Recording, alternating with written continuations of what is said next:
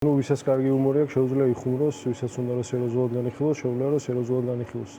მე რა შემეხება თუ არჩევანი არის ქართველი კაცების გათხოვება და აურსულებას და ევროპაში ვიზების ციარულ შორის, მაშინ მირჩევნია რომ ვიზა ლიბერალიზაცია გაუქმდეს. უბრალოდ მგონია რომ ესეთი არჩევანი არ არის. არჩევანი დღეს არის პირველ რიგში უნდა ეინდოს თუ არა ქართველი ამომრჩეველი ხელისუფალს და პოლიტიკოს თვალ დახუჭული, ანუ ყველანაირი მტკიცებულების გარეშე უნდა დაუჯერონ თუ არა კობახიძეს, რომ აი მაინც და მაინც ქართველი კაცების გათხოვებას გვხობს ახლა ჩვენ ევროპა. იქნებ ასე არ არის, ანუ ჩვენ მგონია რომ ამ ქვეყანაში მთავრობის მხრიდან ადამიანების მოტყუების მრავალწლიანი გამოცდილება გვაქვს და წარმოდგენა არ მაქვს ქართველი კაცი რატომ უნდა ენდობოდეს მთავრობას თვალ დახუჭული და ყველანაირი მტკიცებულების გარეშე. იგივე ადამიანები ხო გვიმტკიცებდნენ წლების წინ რომ ვიზა ლიბერალიზაციაზე მაგარი რამ ამ ქვეყანას არ დამართმია ბიზინა ევანიშვილი ხო გვეუბნებოდა რომ ევროპა ძალიან მაგარია და ჩვენ ევროპისგან იმგვარ სიკეთეებს მივიღებთ მათი დამსახურებით, რაც საქართველოს აქამდე არასოდეს არ მოუღია. მისი სიტყვები ხო არის და საბოლოო ჯამში ხა ხვალ რო გაირკვეს რომ სინამდვილეში კაც და ქალს ეგენი თვითონ თავიანთ პარტიაში ვერ არჩევენ, მე რას გვეთქვა რომ deep state-ის დავალებით აკეთებდნენ ამას თუ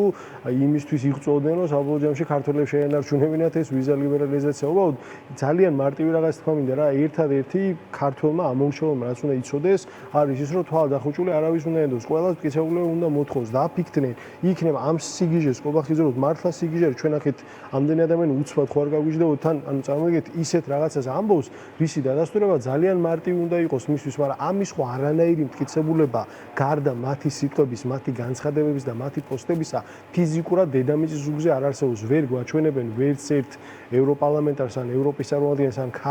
საქართველოში მყოფ ადამიანს, ვისაც ჩვენი ქვეყნის ევროპაში ინტეგრაცია უნდა, ვინც ამბობს, რომ კი აქ ჩვენ უნდა აგვერიოს ქალი და კაცი ერთმანეთში, ვიღაცები უნდა გავათხოვოთ და ასე შემდეგ. თქვენ მართალი თქვით, რომ აი ვერ გავარკვიეთ, ეხლა უნდათ გვაომონ, უნდათ გაგვათხოვონ. საბოლოო ჯამში ქართული ოცნებას თვითონ არეულია, მაგრამ ახალ დღეებში რაღაცა ახალ პროპაგანდას იგონებს, რომ ხო თან რაღაცა ფოკუსის დაგვაკარგინოს და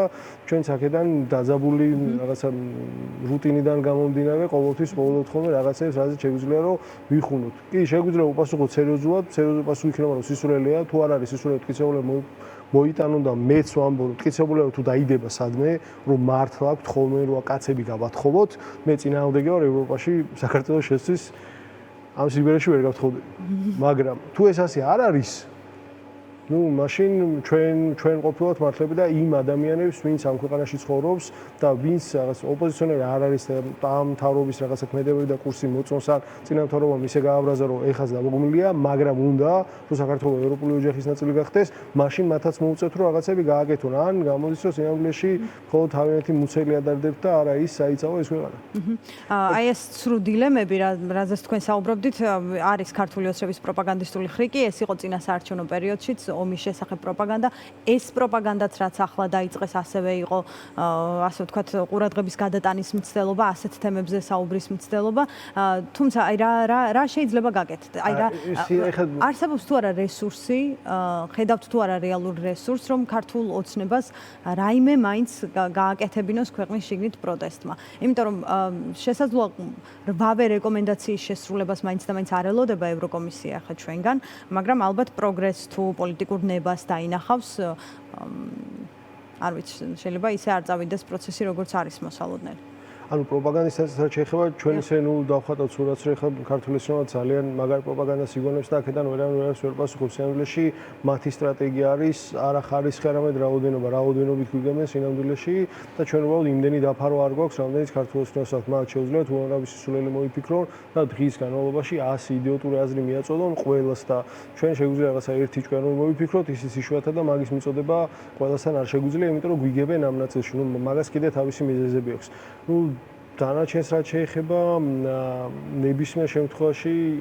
ეს განცხადებები, სანქციები, მოსალოდნელი სანქციები ყველაფერი არის დახმარება ქართული ხალხისთვის, რომელიც აქ ამ ქვეყანაში იბრძვის და არ ეგუება. თუ ამ ქვეყანაში არავინ არაფერს არ აკეთებს, ესე იგი უცხოეთიდანაც არავინ არავის არ დაეხმარება, იმიტომ რომ დასახმარებელიც არავინ იქნება და მაშინ გადაწყვეტენ რომ მოდი ხე ეს ხელისუფლება გინდა, არ გინდა, ხალხს ხანად არ შეუძლია და მოდი რაღაცა ამ ხელისუფლებასთან დავვლაგდეთ და საბოლოო ჯამში ალბათ აქეთკენ წავა სიტუაცია ამასთიოს ქართული ოცნება რომ ნორმალიზება მოახდინოს, რომ თითქოს არანაირი კრიზისი არსად არ არის. ეხლა რა შეგვიძლია რომ გავაკეთებინოთ გუშინ ნახულე გიორგი ახუმაძე და დღეს მის აკაუნტიდანაც დაიწერა გუშინ მეც დავწერე რომ ეხლა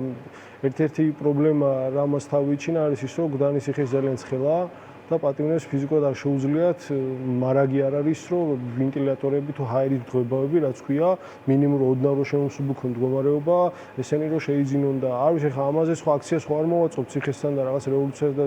საშინაებს ხო არ დავიწყებთ, ხა რა ისიც არ უნდა მოგვაკელონ, ხო? ვითხოვთ რომ უბრალოდ გავაგებინოთ ადამიანს მარტო ამ პატიმრების და მჟავდებულების პრობლემა ხო არ არის, ვინც მაგ პენტენციურ დაწესებულებაში საზრის სიხდის ყველა ადამიანის პრობლემა, ზოგი კამერა ისე არის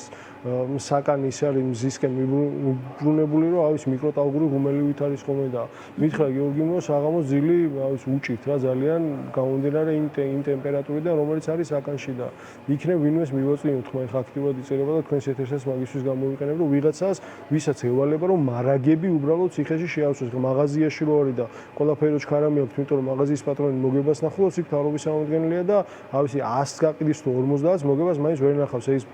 ბუღალტერი არ აქვს შესაბამისად ფეხებზე იკიდებენ და რა ვიცი კარგი იქნება თუ არ დაიკიდებენ ეხლა მართლა ხომ უნდა აწამონ ადამიანები ერთია რომ კონტექსტს გათვალისწინებთ უდანაშაულო ადამიანი ციხეში ჩასვიდა მეორე რომ თან რაღაცა არაადამიანურ პირობებს უკი გასაგებია რომ შეიძლება აჩვენებს ხელისუფალის სახეს ეს მესმის რომ შეიძლება წინა ხელისუფლების დროს ციხეში უფრო ცხელოდა და უფრო ცხელი ზაფხულები იყო მაგრამ ეხლა რაც არის ეს გამოვასწოროთ და ამ პრობლემას მივხედავთ ევროკავშირის წევრ სახელმწიფოებში ციხეში რა პირობებია და საქართველოში რა პირობებია ესენი შეახება საქართველოში გარეთ არ აქვს ეს პირობები რაც მან ციხეში ხო და ამაზე არის საუბარი